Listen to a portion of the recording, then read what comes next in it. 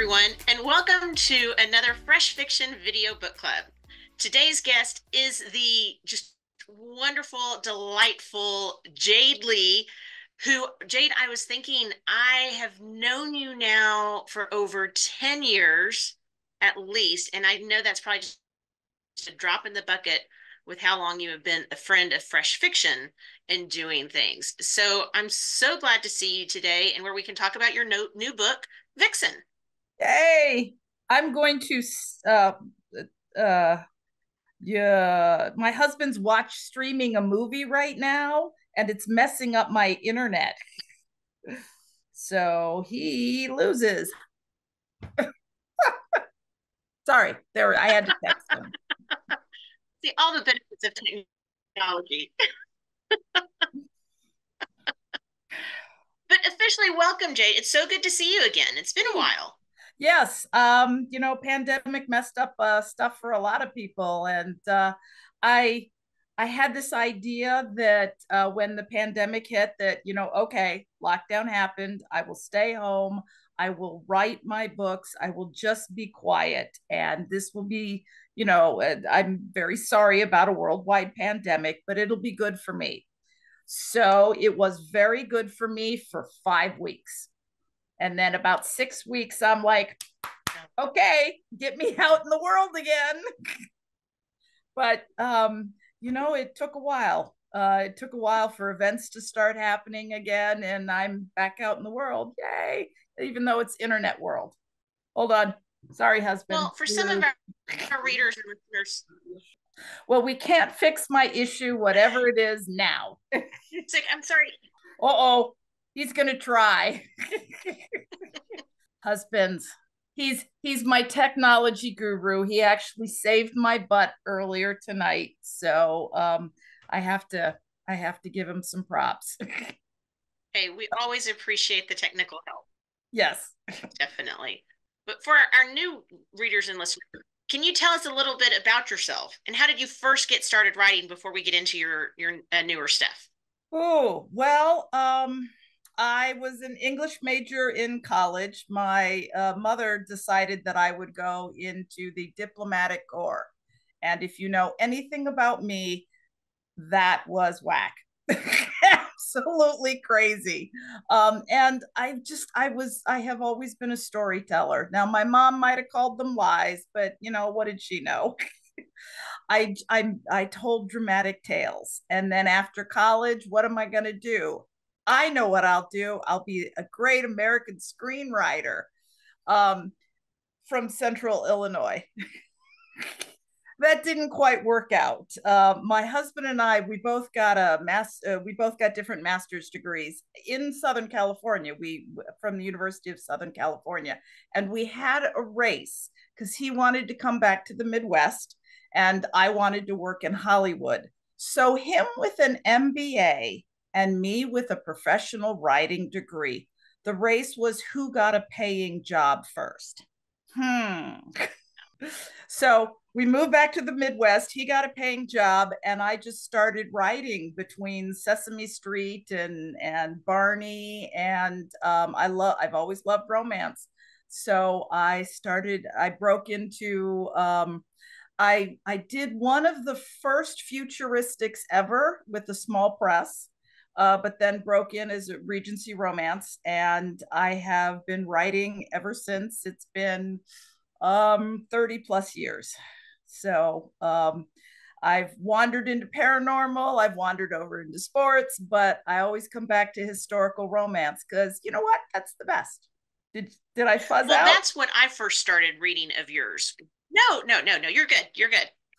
Um, but the historical romance is what I first started reading of yours. What was it so much about those and those eras and going back in time that really appealed to you from an author point of view? Well, when I first started reading, my sister read a ton of Harlequins, and I could not do what my older sister did. God. And I loved the comedy of manners with Regency and the idea, it was all about the young hoyden who was doing wild and crazy things and the hot, we weren't doing dukes then. When I started, it was Viscounts. And then as the years go by, then it was Earls and now it's Dukes. But the hot guy in the book saw something in the young heroine who was always screwing up, and I went, this is the love story for me. And I read all the Signet Regencies that I could get my hands on. I don't know if people even remember those. But then when I started creating stories, that's what I did. I loved that comedy of manners thing. And as I've matured and as the stories have grown and the market has grown, I've gone off and explored other aspects. But now I'm really fascinated by how a woman with it's only since the 1950s that women have been allowed to have their own bank accounts and credit cards, and just 2 years ago, a friend of mine, a fellow author, was told that she could not she couldn't get a bank loan, even though she had the money in the account. It was her money. I forget what she was buying, but her husband had to sign the loan as well. And I mean, that's today. So, I today's politics just stress me out. So I'm looking into the past and I am writing women that had even more restrictions than we have now and who find a way to get through with a hot guy that lets them and supports them, and then they walk together into the future. Yay. No feminist here or anything. But that's another, no, no, not at all, right? But I think Mm. that's another element of your books is that you also have really strong female characters incorporated in there. So balancing those elements of the past, but bringing in a more, I hesitate to say modern take on it, but again, having a really strong female character, what elements with that so that you can hit that right balance? Because I think as romance readers, that's also something we look for, and that really appeals to many of us is that strong female heroine. I My mother was incredibly strong. She did amazing things in her life, but she didn't get that balance right from a modern perspective. She didn't get that balance right with her husband, who was also very bright and intelligent, but there was always a subtle power war going in my childhood. And so that's something I've been very interested in that every relationship has a power dynamic. How do you get it to become mutually supportive as opposed to someone being subservient? And in there was a while when I definitely was like, okay, for my husband and me, he is in charge of technology. And if he tells me to go buy this or insert, this into he's in charge of that. He's in charge of the exterior. I was in charge of like the kids' medications and the, cooking and stuff like that. So we divided labor. And so someone was always in charge and the other person was subservient, but that shifted and flowed. But then, and so, that I'm not going to be intelligent when I'm saying this. As I've matured through the years, it's more okay. Well, that's still a dominant subservient, and yes, we balance it out. But how do you support each other's goals? How do you, defeat the bad guy, or how do you find your future when you got to work together? I play with those sorts of things all the time, and there are character writers and plot writers. I always come up with these characters that I'm just fascinated with, and then I say, okay, do something. interesting characters, you go do something. And it takes me a while until I can find that first chapter. In fact, that's the one thing that I rewrite more than anything else, is that how do we spark that first. Once I'm in the book, you get all the clashes and that, it rolls more. But that opening spark, it's got to be intriguing to the reader and not make you hate either one of them. So anyway, that's the first chapter is Well, often. Go ahead. and talking about the sparks, what was your spark for this newest book, Vixen? Because it's historical, but it's definitely not set in Regency London. I mean, we It is are not. in China and it's all Chinese main character. I mean, what was the Catherine Levesque. inspiration here for you? I was talking to Catherine Levesque about, I had once done a Forbidden City story, and just it's set in 1851 when the first book, Vixen, is a call goes out to the land that all eligible women, which they had to be Manchurian banner, so you have to be the equivalent of the aristocracy, but the call goes out for all the virgins in the land to come compete to be an empress. And I mean, this is 1851, so from our perspective, this is imperial China, but it's also there's pressure from outside, from all the technology that and the industrial revolution coming from the West. But so each of these women, because there will be three books, each of these women are, for one reason or another, called to this competition.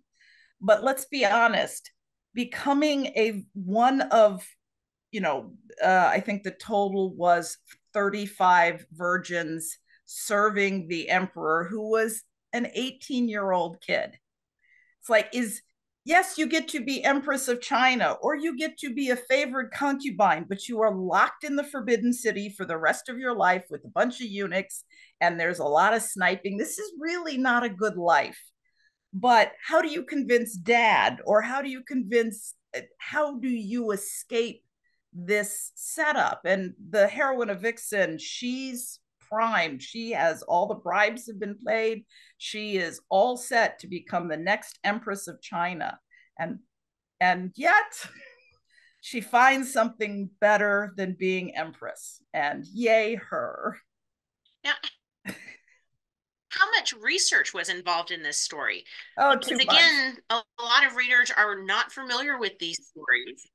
You know, how much is it where you want to have the needed detail and the accuracy versus here's the story, and and it almost sounds a little bit cliched, but and I don't mean it to be, but where you are then representing this culture and introducing it probably to a lot of readers. I worry that I got research wrong. I've been to the Forbidden City. My mother told me tales of Imperial China. I have done a ton of research, and yet I am terrified that I got something wrong. I just ended up, at the end of the day, I had to say, here is my story. I am praying that I have got it right, and then I built. And do I know that there is a feisty woman like this there had to be feisty women back then. Um, could they actually have defied their father? Sure, why not? For Temptress Book 2, I will tell you now, there was no best friend who wasn't snipped. But I didn't want to have a eunuch hero. So I didn't. So I ended up creating a best friend of the emperor who wasn't a eunuch. But yes, there was a ton of research and so much more that I could do. There's always more research. And at the end of the day, I just had to say, please, God, I hope I got it right. Do you think this is something you're going to continue? Because again, it's not your first time that you're writing historicals outside of London. So is this another element that you want to go back and forth from a historical perspective, or do you think we're going to see more outside of London? Or Um, you know, early on, I used to check the tea leaves. I used to try and figure out and guess, and I have tried to create new trends. Um, Catherine, I would not have done this without Catherine's encouragement. And so I said, okay, I will give it a shot. And every few years, there's an editor who says, we need more Asian. And I get contacted. And next year, I'll have Jade Lee will have a couple Harlequins out that are an Asian woman coming into the Regency. So, you know, I'm still writing them at this point. We will hope we will hope that the readership comes. But if it doesn't, I really enjoyed writing VIXEN. I mean, I really loved writing it. And so um, recently, in my old age maturity, I came to realize that I know this will be a shocker to you. I may not ever reach the top of the bestseller list. I may never be as famous as Stephen King or Julia Quinn. It's possible that that won't happen for me. So, um, do what am I going to stop writing? Am I going to stop writing stories? And I tried, and it lasted 5 days. I retired for 5 days, and then I had a great story idea, and then I was back writing. So at this point, do I hope it'll become a new genre or a new fascination for readership? Yes, I absolutely do. Am I counting on it? Oh hell no. We're just back here praying. I have a little list. Please, please, I pray I didn't get anything wrong. Please, I pray that people read it and enjoy it. Please, I pray that people still want to buy Jade Lee books after they read this. And they don't go, okay, that's it, forget her. Prayers. well, I will tell you that I was telling somebody today at the office about our interview tonight and telling her, hey, this is the book. It's brand new, and here's the storyline and the characters, and it's all set in China and Chinese main characters. She's like, ooh, I'm very intrigued. I need to go check this out. So there is interest out there. Yay. Because she has read some of your other genre books, and she's like, no, definitely need to go check this out. She herself is half Chinese, and she was like, hey, I don't see many books where that I'm normally reading in the romance sector, so I'm always on the lookout for these. So I think there is an audience out there, and of course, us where we're always looking for the good story. Do you find you need to get into a different headspace when you're writing your historicals, or when you're writing it where it is from a different read or different element of historical from the London Regency Yes. versus when you are writing your shifter and your sports and your The other contemporaries? Because I've read them all. Yay, this is why I love you. The headspace is massively different. I like was in the middle of writing VIXEN when I had to do a revision on a Regency, and it was just like I don't even remember who these people are. Don't make me move away from. But I mean, that's part of being a commercial writer is you have to if revisions come in, revisions come in. But there is a headspace. There's when I write historical China, there's I don't. They're Chinese, more Chinese turns of phrase. The language is a little bit more lyrical. Um, Regency historical is a little more proper. So there's just a bit of a language shift there. When I go contemporary, the dialogue is shorter, the interruptions are faster. There's more white space because everything is shorter and faster and clippier, for lack of a better word. And then when you're getting into for the shifter books, to get into the animal mindset, it's more stream of consciousness is not exactly right, but it's I look at it as there's more proper language in the Regency historicals, and then all the way down to the more when the shifters get into the animal part of their brain, it isn't always even verbal. So there's that whole, and that's what makes it fun for me. It's like, oh, today I'm going to be a, Chinese warrior, and tomorrow I'm going to be a werewolf. And with ADHD, But I I got to think keep that's so interesting entertained. how you describe it. But I think in how you describe it fits it to a T, right? It's not just the storylines that are changing, but it's the conversation, it's the language, it's the overall cadence of how they're thinking. And Exactly. that kind of moves the stories along so differently from one to another.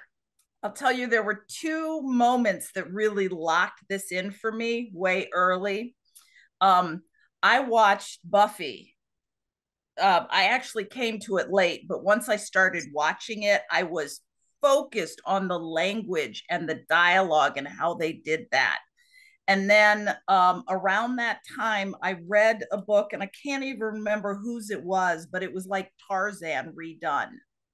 And the opening chapter is Tarzan in London losing himself in the need to run.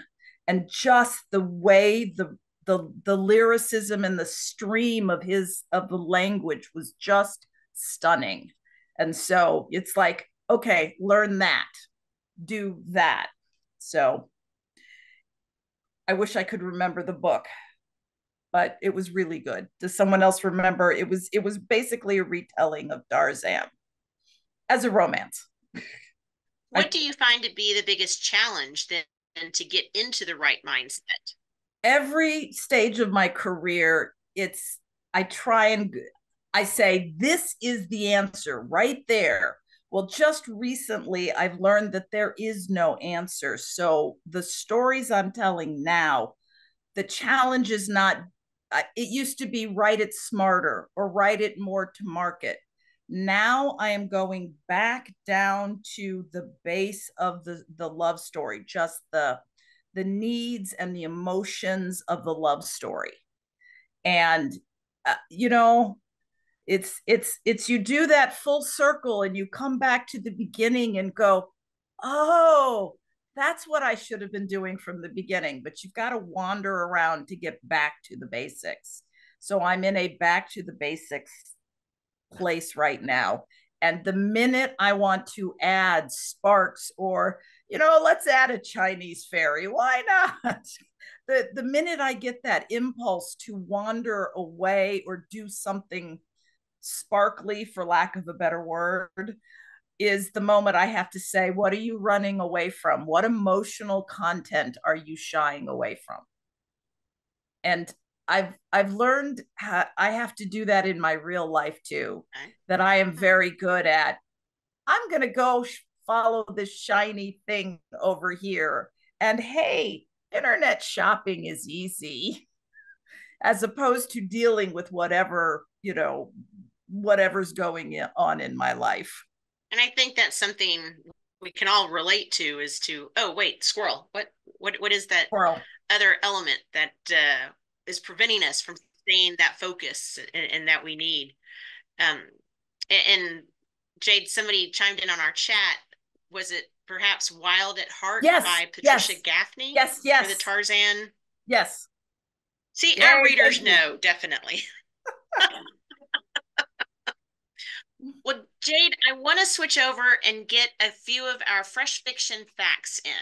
Uh And with that, a little bit of a challenge because we've done this before. So again, some quick rapid fire questions off the top of your head. oh. Okay.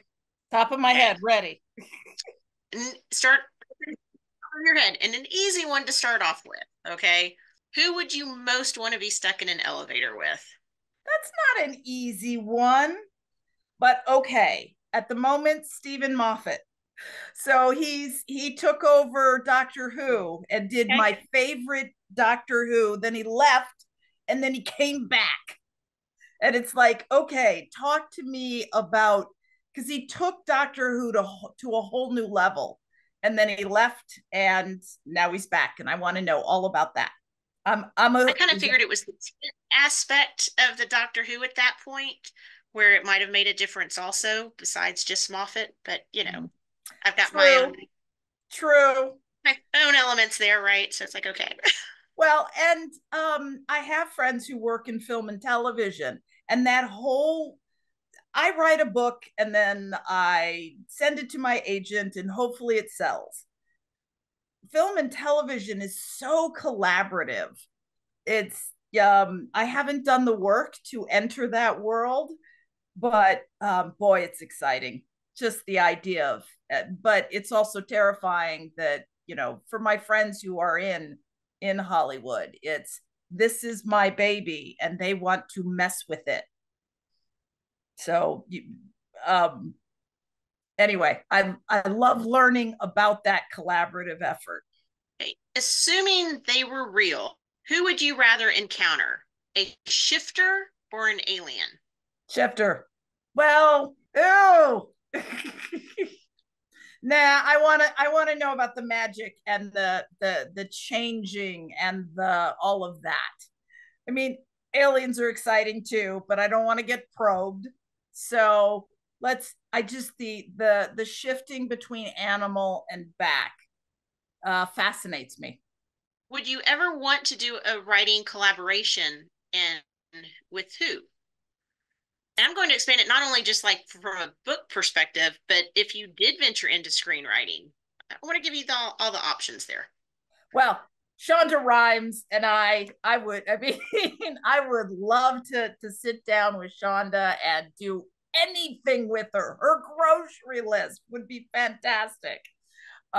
She's done some amazing things, and yeah, if I could collaborate with Shonda Rhimes, oh God, that would be amazeballs. In terms of, I just someone who's energetic and brings the energy. And if I get someone who is excited and who will listen and will, and I can listen to him or her, that would be amazing. But in terms of greed, anything with Shonda Rhimes. Other than books, what is something you own a ridiculous amount of? Leggings. I have so many leggings. It's appalling. I went through and tried to sort them out, and it's like, no, but these are so cute. And I have polka dots and I have stripes and I have you have the staples and then you have the soft ones. I have way too many leggings. What is the craziest thing that you've ever bought off the internet or as seen on TV? So many things. Oh wow, the I'm kind of craziest scared, so. things. Um, there were there were things that I bought that I was sure my grandkid was going to love. And they show up and they fall apart and they are absolutely not designed for children. And God, I can't even I try and block out my bad internet purchases. One that I really, really, really I don't know why I bought it, but it was really simple. It's you put a hamburger patty in, and then you stuff it with stuff, and then you put hamburger patty at the top, and you close it, and you get that patty sandwich, and then you cook it, right? I don't Mm-hmm. eat meat, I've or seen I it. don't Yep. eat ground beef. So when am I going to do I for stupid reason I can't eat red meat. So and doing that with turkey meat didn't really work. And I hate cooking, like with a passion. I hate cooking. So why would I buy a hamburger thingy? Yep. I can relate. I see those and I'm like, that's such a nifty gadget. And as everybody, in book club can tell you, I don't cook if it's not using a microwave. So why would I buy something like that because it'll just take up space, Which it other did. gadgets do. So I understand. Yes. But speaking of your granddaughter, what book do you love reading to her? Well, I did an event in South Dakota. And so I went on a tour to see the presidents, Mount Rushmore. And then we went Mm-hmm. through the Black Hills, and then we went to the Sitting Bull Memorial, which is still in progress. But in this, it's this whole Native American location, and they have heritage and classes and all this stuff. Well, I found a book in there that is in English and I think Lakota. But the story is basically is like a skunk and another little animal met up, and they each had something that they were going to fight each other with. But instead, they kind of started banging a log. So they started in a rhythm with the log, and they liked that. And then some birds came down and they liked the rhythm. And so the birds started dancing.